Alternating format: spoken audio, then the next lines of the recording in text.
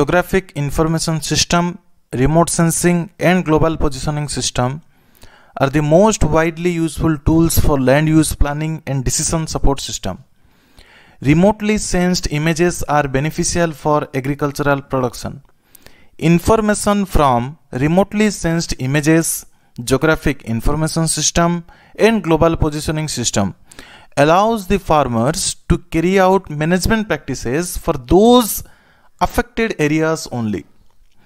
Problems within the field may be identified before they create a big problem in the agricultural production using remotely sensed images. This present discussion attempts to review different techniques for various application of this GIS, that is Geographic Information System, and most used tool, that is your RS, remote sensing, for land use or land cover change detection, crop identification and classification, crop condition monitoring and crop growth, crop area and yield estimation, mapping of soil characteristics and precision farming. On those areas we will discuss in this particular chapter. Thus, implementation of this GIS and RS, Geographic Information System and remote sensing, for better production of the crops as well as land use or land cover change detection can be achieved, and definitely this would encourage the agricultural production. So, without wasting time, we will start our tools for crop health diagnosis.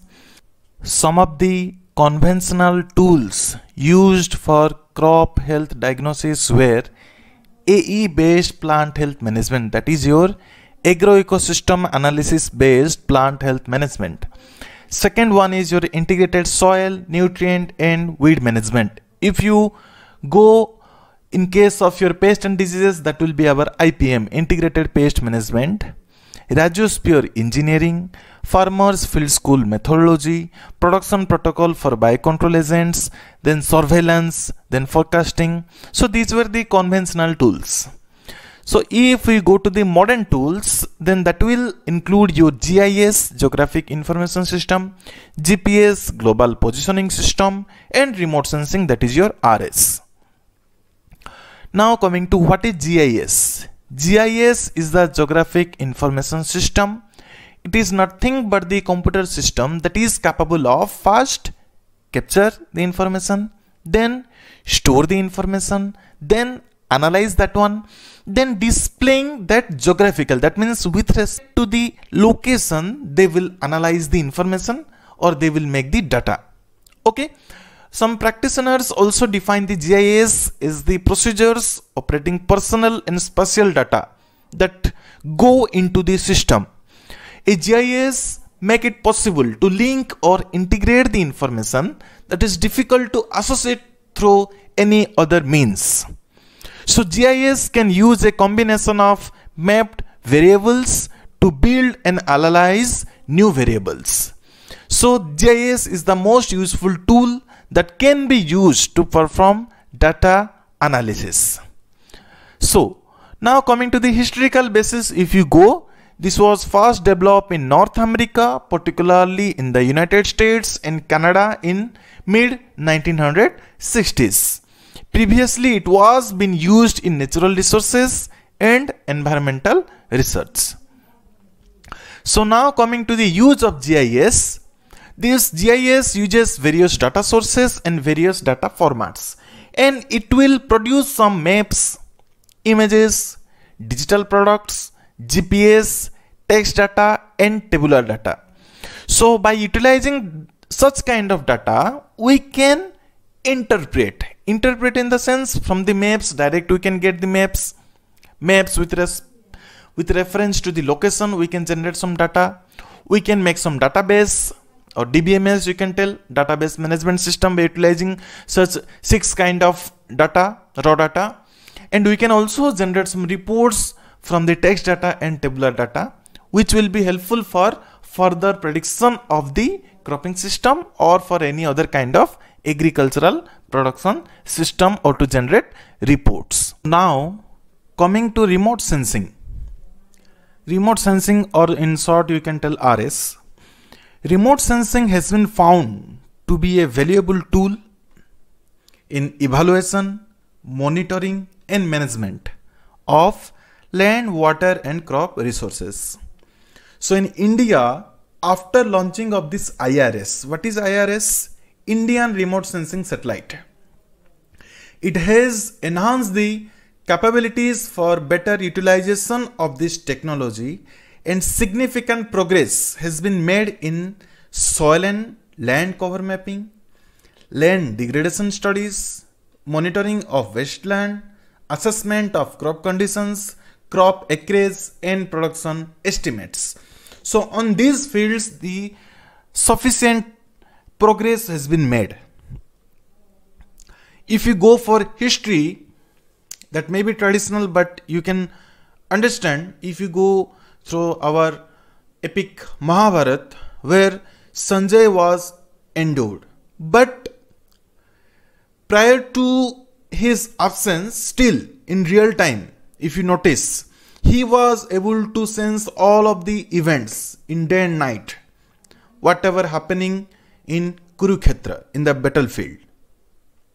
It may be open or camouflage or whatever happening, but it was a sense of remote sensing only, if you think properly. But in recent times, Frenchman Mr. Tonchen, he took photographs for the first time through a balloon. A balloon was used in Paris, and it has taken the pictures through this floated balloon in 1958 in Paris for the first time. Now, some historical things like this term remote sensing was first used in 1961 when it was used by US naval project on the study of aerial photographs and renamed as your remote sensing. The application of remote sensing technology to agriculture and forestry, the topic of our concern, was presented in couple of paper in 1968. In 1968, so many research has been done on this remote sensing for agriculture and forestry. At the occasion of United Nations Conference on Peaceful Uses or Peaceful Uses of Space Use, and the first satellite in remote sensing technology was launched in July 1972 in United States of America. So what is remote sensing? If we try to summarize, it is nothing but a recording device which will help in measurement or acquisition of information of a particular object or a phenomena, but without coming in contact with that particular phenomena or objective. That means whatever the object of study is in front of you, without having any kind of physical contact, even from a larger distance, okay, this recording device can make the measurement or they can acquire the information regarding that phenomena or objective. That is what your remote sensing in simple words. So what is the basic principle? You see, for every object, there is some structural, chemical and physical properties for which what happens, they reflect or emit some amount of energy in different wavelength. Electromagnetic study you can tell, okay, through this EMS or different wavelength they produce. This wavelength will be perceived by these remote sensing devices, and it will just measure the amount of energy reflected or emitted from that object. So by utilizing this particular principle, this remote sensing devices will record the data and it will store that one, analyze that one and conclude that one. So this is the basic principle of remote sensing. Now what are the essential components of remote sensing? One is the signal from a source or light. Basically that is passive, you can tell, but another thing is there that is active, where the source or light is not required, that is the remote sensing device itself, but still signal from a source is required, that is the light. Sensors on a platform that is required, that is a recording device or remote sensing device. Then sensing, like signal reception, storage, processing, information extraction, and decision making. Okay, formulating or your reports, whatever sensing is required. So these are the three essential components of remote sensing. You can see this is the source of energy, that is the sun. It will produce the light. Then your remote sensing device will capture the data and it will go for interpretation. So what are the process you see? First is collection of the data or products, data products. Reference data, air photos, digital data has to be first collected. Then either visually or digitally those data will be interpreted. Then those data will become information by making it through the maps or by statistics reports or GIS databases. Okay, after interpretation those data will be somewhat formulated. Then it will go to the target audience like users or decision makers or wherever. Collection of data, interpretation, formulating the information, that means organizing the data into information, then it will reach to the target audience. So this is the remote sensing process. So now we will discuss types of remote sensing. So based on different parameters, the remote sensing can be further divided. Okay, so four major categories are there, that is based off source of energy, based on spectral regions, based on sensor platform used, and number of spectral bands used. So one by one we will discuss now. So first is what your based on source of energy.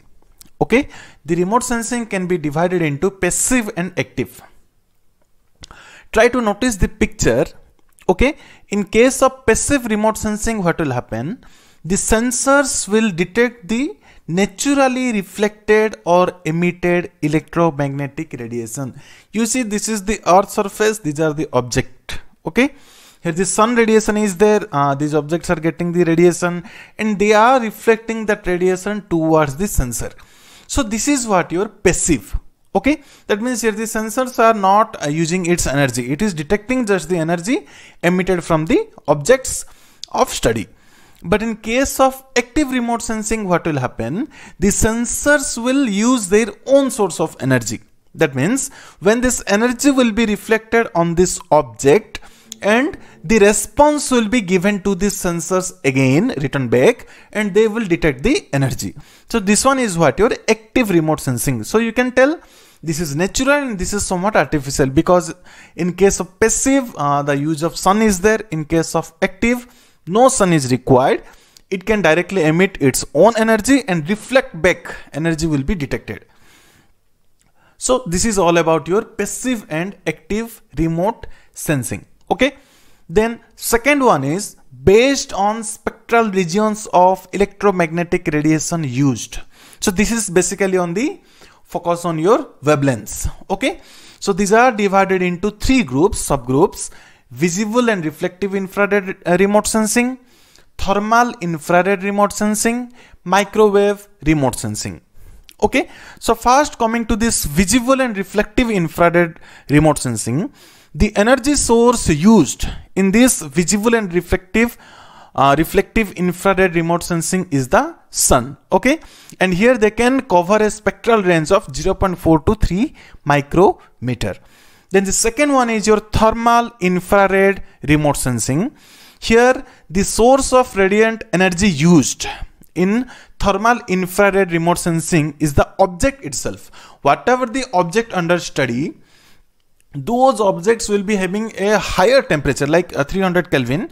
They will emit some electromagnetic radiation with a peak at about 10 micrometer, and that will be detected by the remote sensors. Okay, so this one is what thermal infrared remote sensing, and here the spectral range covered is 3 to 14 micrometer. Then the third one is your microwave remote sensing. It is again subdivided into two types. Those are your passive microwave remote sensing, and another one is your active microwave remote sensing.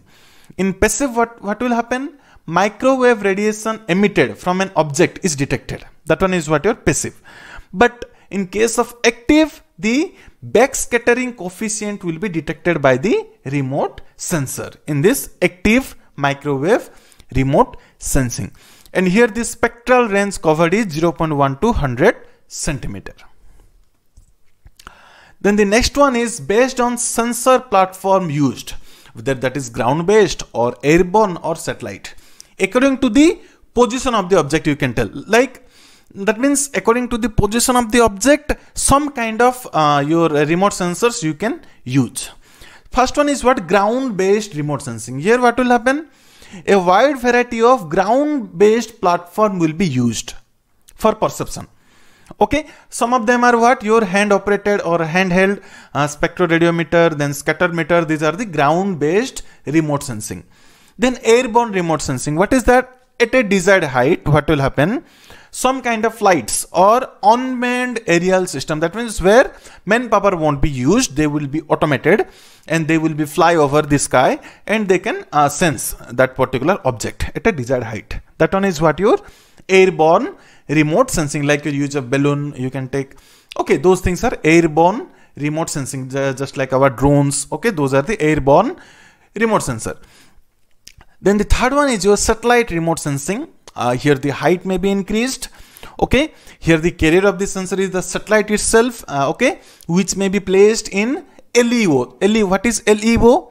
Lower Earth orbit at a height of 162 to your 2000 kilometer, or GEO. What is that?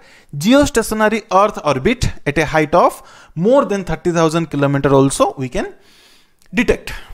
Okay, that can be sensed. So this is all about your based on sensor platform use. And the last one but not the least, that is your number of spectral bands used, either multiple or hyper. Okay, multispectral remote sensing. Here bands like your green, red, near infrared and shortwave infrared of the multispectral sensors. Okay, which are ranging from your 3 to 10. Okay, so IRS, Indian Remote Sensing series satellites of India, Landsat of USA, Spot of France. Okay, these are well known multispectral satellites. Similarly, hyperspectral remote sensing. Here what will happen? They have narrower wavelength, you can tell, as many as 200. Okay, they are using this contiguous spectral bands. Okay, Hyperion of this EO1. Okay, that is the remote sensor of satellites. Similarly, Everest. What is Everest? Airborne visible and infrared imaging spectrometer of NASA. Okay, these are the remote sensors of airborne platform. Okay, so these are the hyperspectral remote sensors. Now coming to your application of remote sensing techniques. We can apply this one in agriculture, forestry, water resources, detection of water pollution, geology and mineral sources. Okay, mapping of land use, land cover, monitoring of environmental hazards, weather and climatic related applications, engineering application, human induced geological hazards. In all of the categories or fields we can use this remote sensing. So particular to the agriculture, application in agriculture, we can go for identification, area estimation and monitoring of the fields of the crops, crop nutrient deficiency detection, soil mapping, crop condition assessment, agricultural drought assessment, then reflectance modeling, crop yield modeling and production forecasting also we can do through this GIS and remote sensing. Okay, now in this remote sensing what will happen? Some color are used, yes or no? That means some reflectance color will be there through which we can detect, no, this is the forest land, this is the agricultural land, this is the vegetation land, this is the drought land. Okay, like that.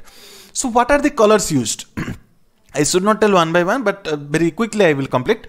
Forest, green, agricultural land, pink or bright red. Okay, broadleaf type of healthy vegetation, red to magenta. Similarly, needle leaf, that is reddish brown to purple. In case of stressed vegetation, that is pre-visual stage, pink blue, visual stage cyan. Okay, water, dark blue. Okay, with suspended sediments, light blue. Uncultivated land, blue or white. Red soil, yellow. Damp ground, distinct dark tones.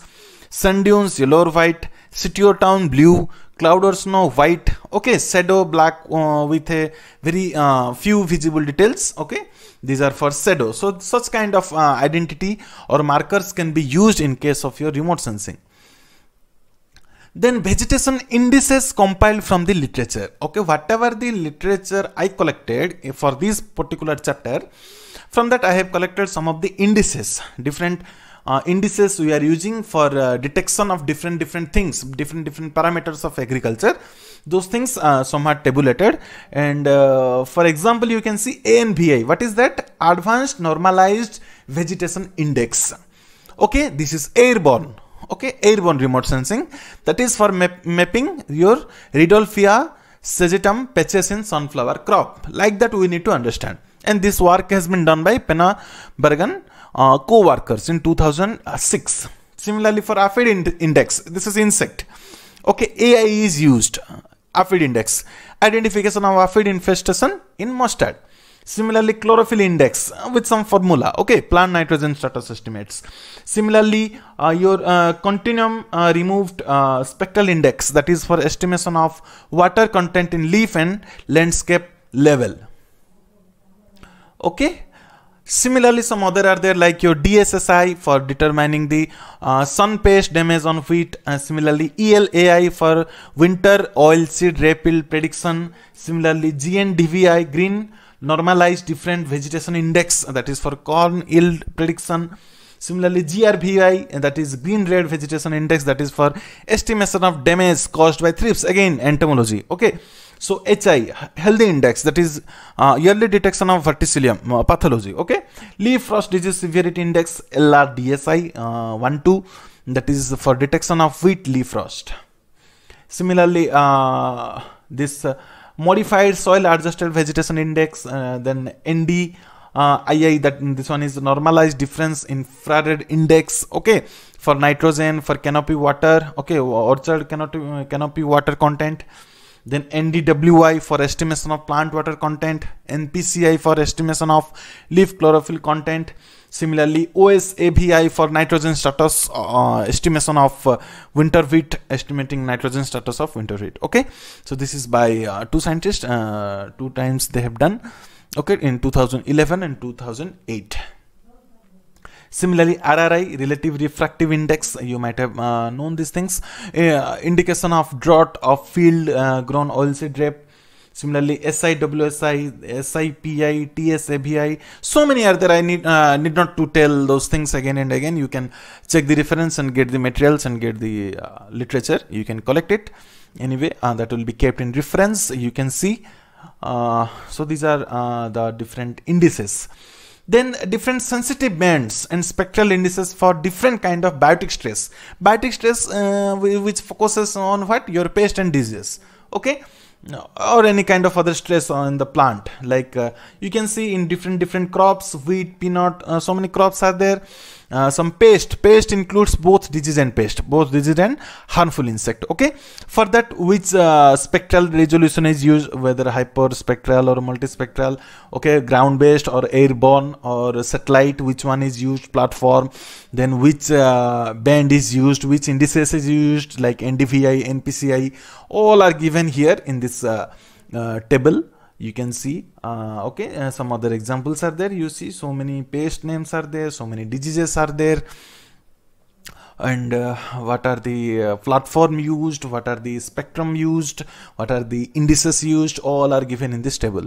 So after understanding all of those things, now we will discuss the things associated with plant protection, like disease and pest. Yes or no? That is very much important if you see actually. So detection of disease and pest damage by ground based remote sensing, airborne remote sensing, and satellite remote sensing. Some of the case study we will see. Some 6-7 minor case studies and 2 more major case study we will see, where the disease detection has been done by this remote sensing. So this Jens and his co-worker in 2008, they have used a ground-based remote sensor, that is handheld radiometer, that is for a pest of wheat, that is sun pest, that is Eurygaster intergriseps. Okay, with the help of NDVI, that is normalized difference vegetation index, and SIPI, that is your structure insensitive pigment index. They have used these two index for this particular pest, that is uric aster.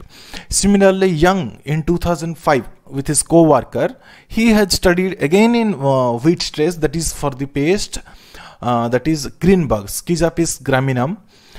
They have found that with a wavelength centered at 694 nanometer and a spectral vegetation index, that is SVI indices, derived from the wavelength centered at 800 nanometer and 694 nanometer, were most sensitive to this green bug damaged wheat plants. Similarly, Esulu in 2014 along with his co-worker, he has used this hyperspectral radiometer again in case of wheat, but for that is for disease, that is your leaf rust, Puccinia triticina.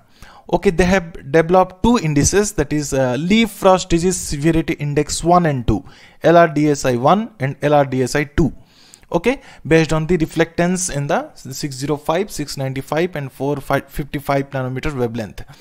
And regarding this high R2 value and those things, I am not sure about that. I don't know exactly what are the concept behind that, but we can understand from this literature that they have done some kind of remote sensing with this ground based hyperspectral radiometer on this particular disease, that is leaf rust in case of wheat. Similarly, Zhang in 2003 with his co-worker, they have detected the most important disease, that is Phytophthora infestans blight of tomato. They have used this reflectance, and they have shown that as compared to the visible in spectrum, the near infrared spectrum are more prominent. They have used both NIR, near infrared, again visible sensors, okay, especially from 700 to 1300 nanometer. So visible range band, okay, that is our green, red, okay, those things. Okay, so what they have shown that in between the healthy and infected plant, if you use this BIS, the difference was only 1.19%, but if you take NIR, then it was higher, more than 10%. So they have shown that NIR is far better than BIS. Similarly, airborne remote sensing, here also two literatures are there, that is Glasser with his co-worker in 2009. They have done intensive study on maize, okay, for the pest, that is corn rootworm, Diabrotica virgifera, using again hyperspectral images acquired with spatial resolution from 0.2 to 2 meters. I don't know exactly regarding this resolution and all. Okay, and then this Garcia in 2013 with his co-worker, okay, they have done studies on disease, that is citrus greening disease in case of citrus caused by this bacteria Candidatus librivector.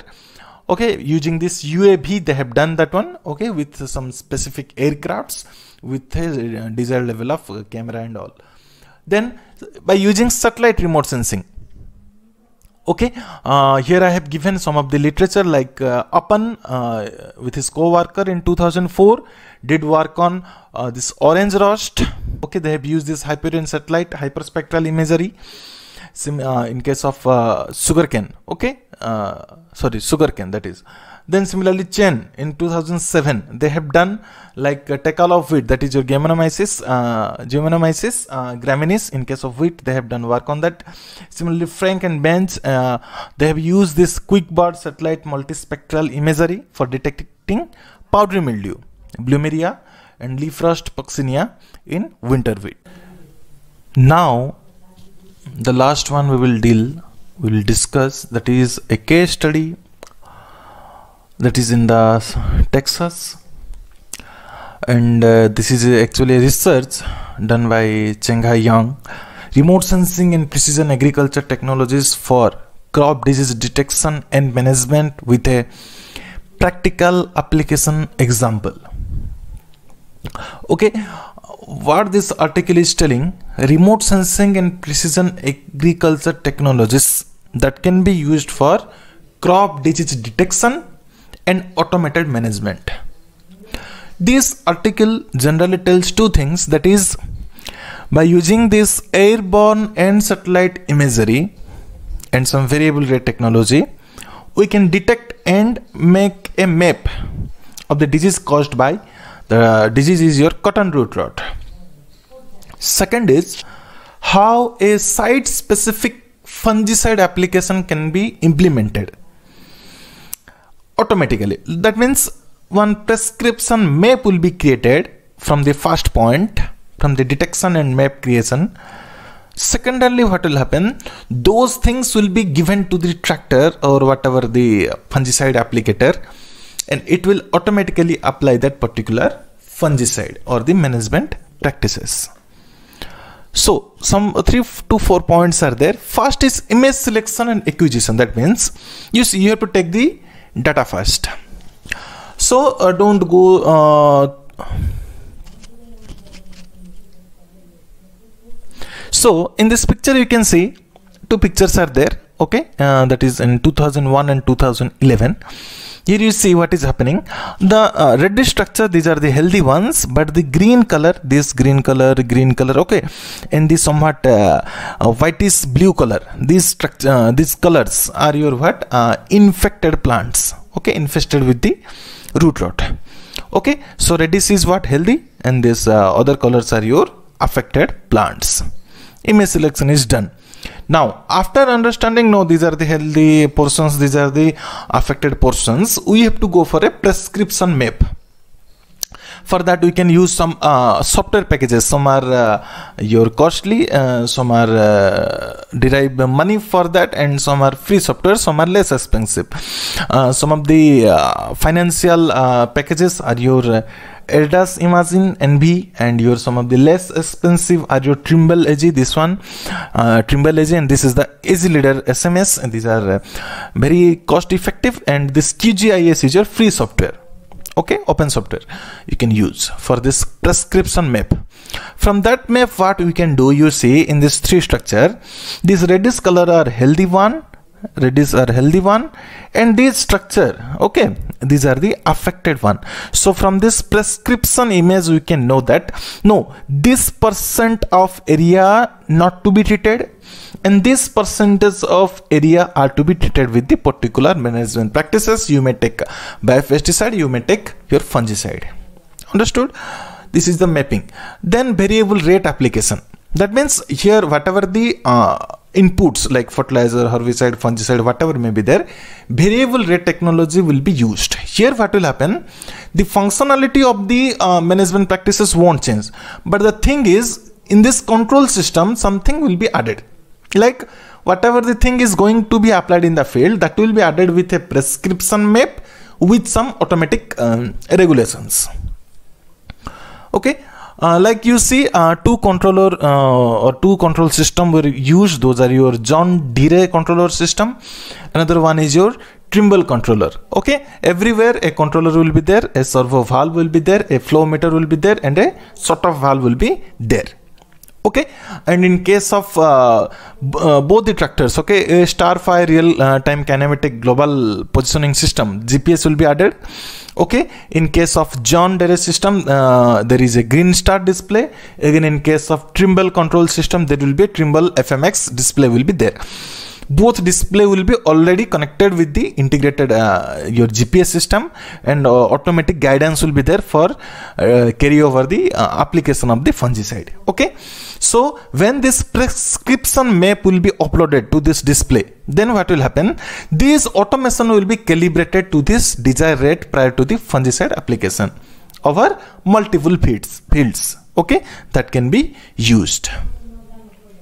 So here you can see this is the first picture where those are affected, this is the same picture is applied map, but here you see after treatment this is the satellite imagery, airborne imagery. That means it was affected with root rot, then this is the same thing, but here after treatment this is the condition. Okay, so if you go for evaluation, in their study they have known that no, this John Deere control system was much more effective is that of Trimble control system.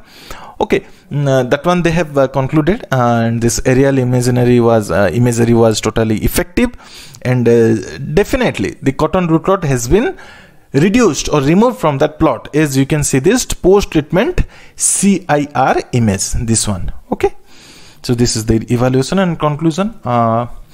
Then last two slides are there. First is problems on remote sensing for Indian condition. What are the problems? First thing is, in India the plot size are very, very small, except in case of Punjab and other states. Then diversity of crops sown in a particular area. That means we are taking small plots, in that again dividing into different crops. That may be a problem. Variability of sowing time may be different, and harvesting dates will automatically differ. Yes or no? If your sowing date will be different, definitely harvesting dates will be different. Definitely it will make some changes, and it will be difficult for remote sensing management. Then intercropping and mixed cropping practices, though it is effective from IPM point of view, but from remote sensing point of view there will be a problem because two crops will be there. Then extensive cloud cover during the rainy season is also a problematic for remote sensing in specifically Indian conditions. Then if I would try to draw conclusion, remote sensing is highly effective and it is well developed also. So many literatures available, that means it can be used, but government coordination is required, and generally the initial cost input will be higher, but it can be used for different kind of things like improving crop yield, crop estimates, crop yield predictions, then your classification of the cropping area, then your pest and disease diagnosis or detection. Okay, reduced cost, reduced environmental adverse impact. Okay, so many things can be carried out through this remote sensing, but coordination, integration and extension are highly important. That I can conclude at the end. So thank you for your patience, thank you for listening, and thank you very much. Have a nice day.